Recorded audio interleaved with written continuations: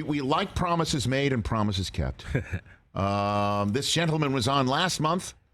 And I said, I'd love to have you come back during the World Series. Such a big Houston Astros fan, certainly if they make it there. And he's like, I will do that. And so I said, come.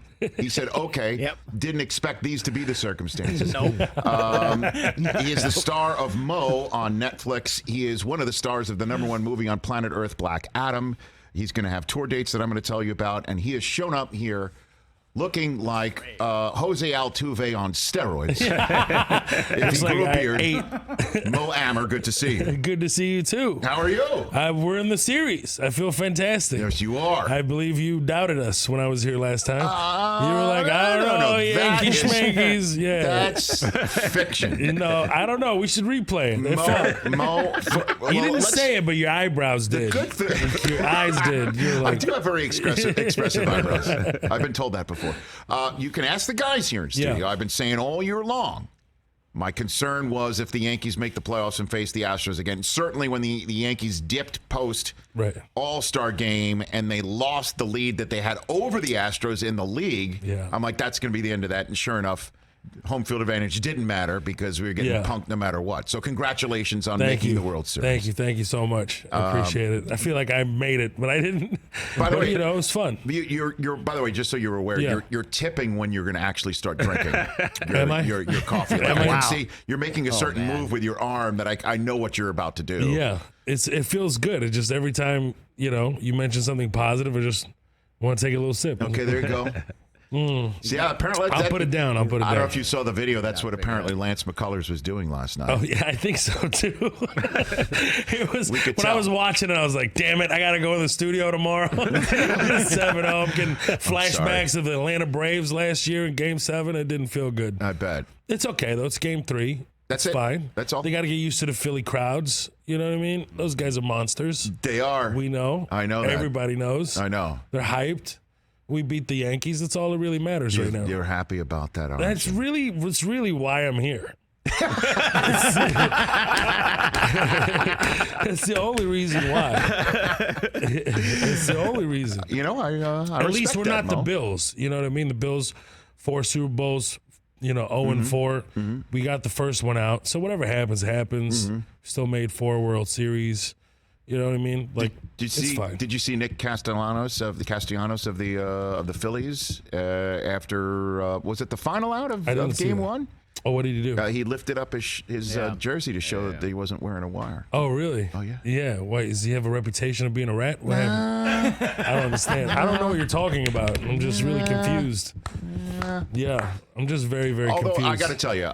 Nobody was wearing a wire. Okay? Enough of this wire business. I have spoken to a couple of Astros who would swear on the hair of anybody they love that they were not. That's not why he refused to take off his jersey. That they were not wearing a wire. Yeah, exactly. That's correct. Yeah, I hear you. Thank you. I thank you for at least admitting this. And I will also admit that it's an incredible team. That I know Phillies fans are feeling good. And I would not discount.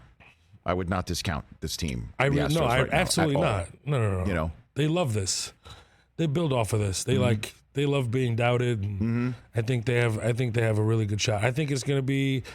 I want to say 6, but I want to see an exciting Game 7 because I can make that game. Oh, is that right? Okay. Selfish, a little selfish. Yeah, let me do it. I went to the first 2 games, and it was just... I'm looking at your tour dates. The next 3 nights, you're going to be on stage in San Jose at the San Jose Improv, and everyone can go to moamer.com for tickets. How are you going to be? Well, they're sold out, but you can catch me at other dates. Okay. Look at you, man. I'm just pound saying. San Jose. I don't...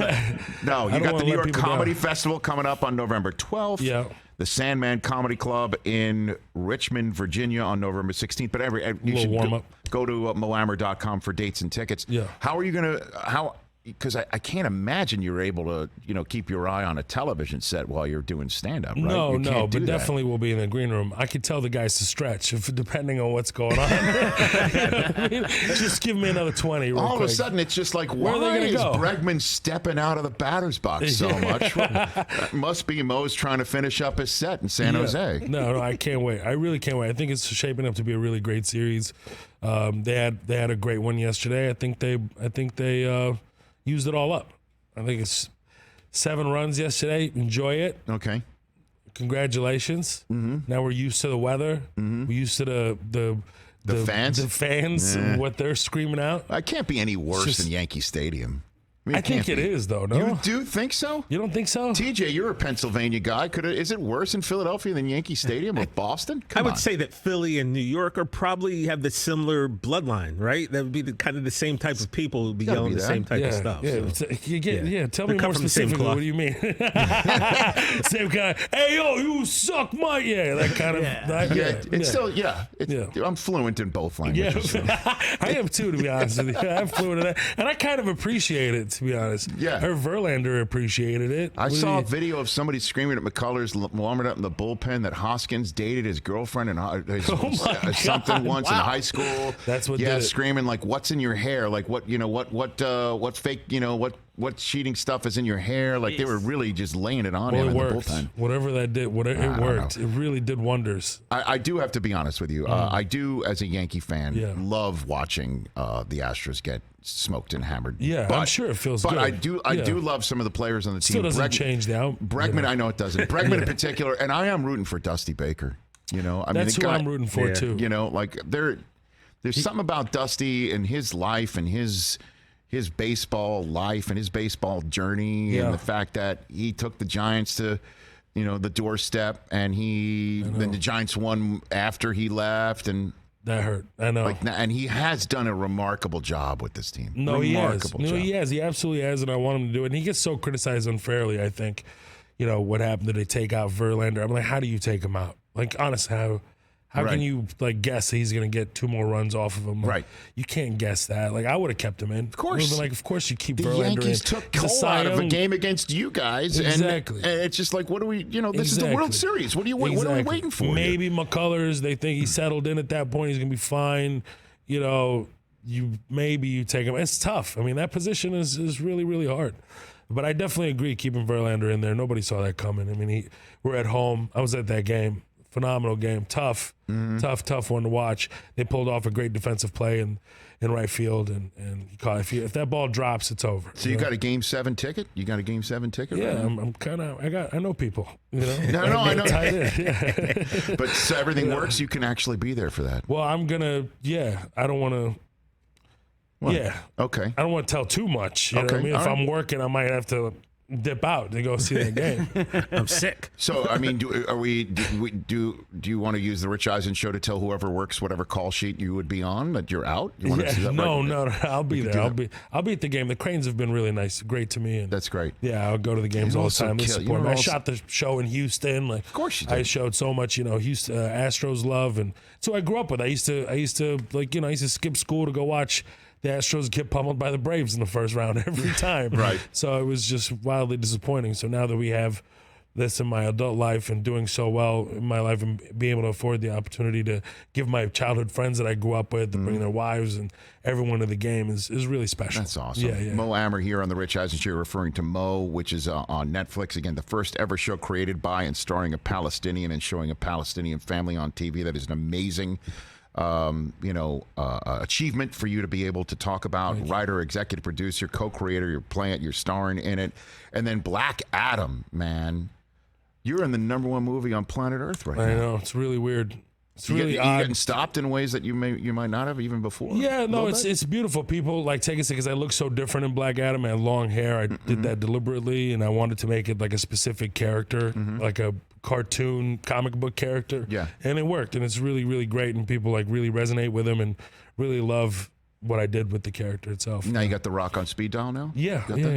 We send voice messages FaceTime to The Rock right now. Yeah. FaceTime right now. Last time I tried to do that, his number changed. So I don't know. maybe we don't do that. Although this is a better hour. He's in the middle of a superset right now anyway. Because the kids dropped off at school. He's working out. Maybe. I mean, it's daytime. I mean, last time Chappelle was trying to get me to FaceTime him.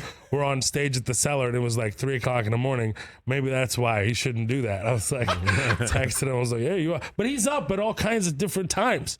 He's always like, hey, I'm getting in at 4 a.m. Like, what? You're a monster. You know, who does that? I don't. So does that mean Chappelle can't just FaceTime The Rock by himself? I mean, who's not in Chappelle's phone at this point in time is what I want to know. I think The Rock is the only one, probably, yeah.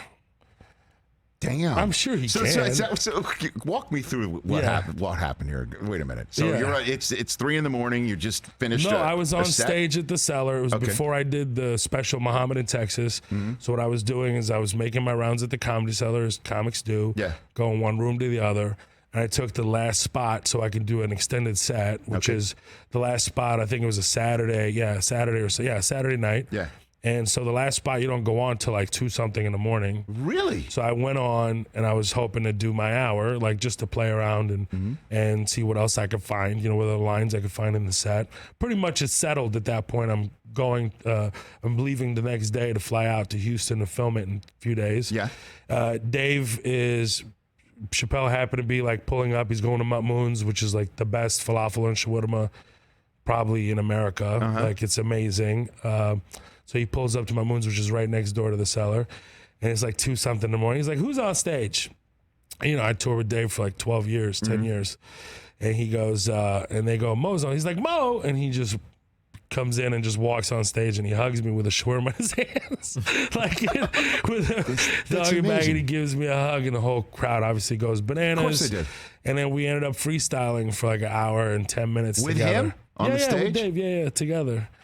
And Dave is always, whenever I'm with Dave, Dave's like, you left me for The Rock. Whenever I'm with The Rock, he's like, whatever, you leave me for Dave. I'm like, you can't win. Toy. By the way, those are two greats to be ping-ponging back and forth, to be jealous of the other. Yeah, that's great. Love. It's all love. So we ended up, freestyling for like, I don't know, it's somewhere on tape, somewhere. I know, which is probably something you can't say about Chappelle. Right. So I was about to say, it's amazing that you had your phone on you when Chappelle's on the stage. Yeah, he's taking phones from people because he wants everybody locked in on his comedy. You know. Well, also we don't want anything to get out prematurely. Also, the audience doesn't really fully understand that this is like a work in progress. It's a workshop. It's a workshop. Yeah, when you get in there, it's like that's to us that's our Yale University. The Comedy Cellar is our school, so we go there constantly to work out. So when he walks in and does that, obviously the crowd goes bananas, and we're just freestyling, and Dave does his thing, and I sat on the piano, and the only song I could play was Lean On Me, and I started playing it out of nowhere, and the whole crowd was singing it. It was just like a magical night. Like literally one of the best nights. So the only thing that went wrong on that night is The Rock changed his phone number. I think so. Yeah, I think so. Might have been that. I was like, hey man, I'm on stage at the Cellar. Can I just FaceTime you real quick? And I just immediately regretted sending that text. Immediately. And then I try to text him again and it turns green. I was like, well, there that goes. There it goes. It's green. It's not blue. Not blue. It turns green. He didn't change to Android. Like, there that goes. There that goes. So funny, man. Yeah, it's hilarious. Oh my gosh. And here you are saying, let's FaceTime The Rock. Yeah. Well, I mean, trying to ruin it? It's a fun game to say let's Does that make me the Chappelle in this equation? Well, you never want to play. I don't know. At Real Mo Amer on Twitter, Mo Amer on Instagram, Black Adam in theaters right now. And then for more dates and tickets, go to moamer.com. Come back after the parade. How does that sound? That sounds amazing. By the way, this is a total... I'll FaceTime you from the parade. There you go. Oh, word. By the way, this blows up all of the LA, I guess, stereotypes, right? The whole, hey, why don't you come back? Yeah. And then you're like, yeah, I'll come back. And then I never invite you, and you never come. Yeah. And not only are you here, you came on a day when it's raining in Los Angeles, which is just like you just want to hunker down and not leave anywhere. You actually drove. I was really excited. I came back in town, and then I just hit me. I was like, oh man, the Stros are in the series. Let's hit up Rich and see if I can come on the show and say hi. And I heard that. I'm like, absolutely, because I said let's do it, and you said I'll do it. I know. Normally that means I'll never see you. I'm from Texas. I'm gonna hold him up to it. I'm from New York. Come on. Hold on. Hold on. That's like me saying you're from LA right now. I'm sorry. I take that back. I apologize. I appreciate you doing that. I apologize. I didn't mean no disrespect. God forbid. God forbid if I stepped over the line and all of a sudden I call you some Californiite. or whatnot, whatever they call themselves Can't out have here. it. Can't have God it. forbid. Can't God have forbid. it. God forbid. No Mo, disrespect. Nothing but love, Rich. I insulted him a little bit. I insulted him a little bit. Now the drinks are on. The house. By the way, I've now made that reference twice in the show. I'm going to have to do it in the third hour. Yeah, why not? Just to balance everything out. I did. That's awesome. I did that in hour one. You know, I met De Niro, and he's the only person I ever fanned out on. What happened? I completely fanned out. I looked to the right, look left. I see De Niro. I screamed like a 3-year-old child, and I hugged him. I squeezed him so long. Where was this? This was in Atlanta, actually. Do you have a photograph? You're digging for a phone. No. Okay. I looked right. I was doing a show with Chappelle. Mm-hmm. He was filming. De Niro was filming a movie in Atlanta. I had no idea. I had just performed. Dave just finished. I look over right, look left. I see De Niro, fanned out like crazy. Hugged him, squeezed him so long, and I hugged. I just immediately hugged him. He's my favorite. And I said I hugged you maybe a little bit too long. And I swear he goes, a little bit.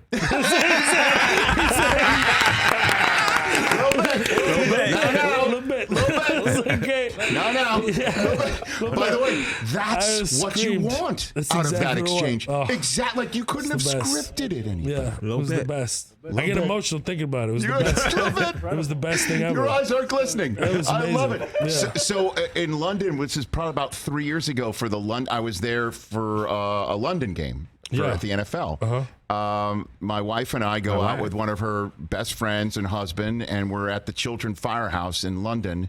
And then all of a sudden, it's an incredible spot, right? Yeah. So to my right is this long table. Nobody's sitting at it when we sit down.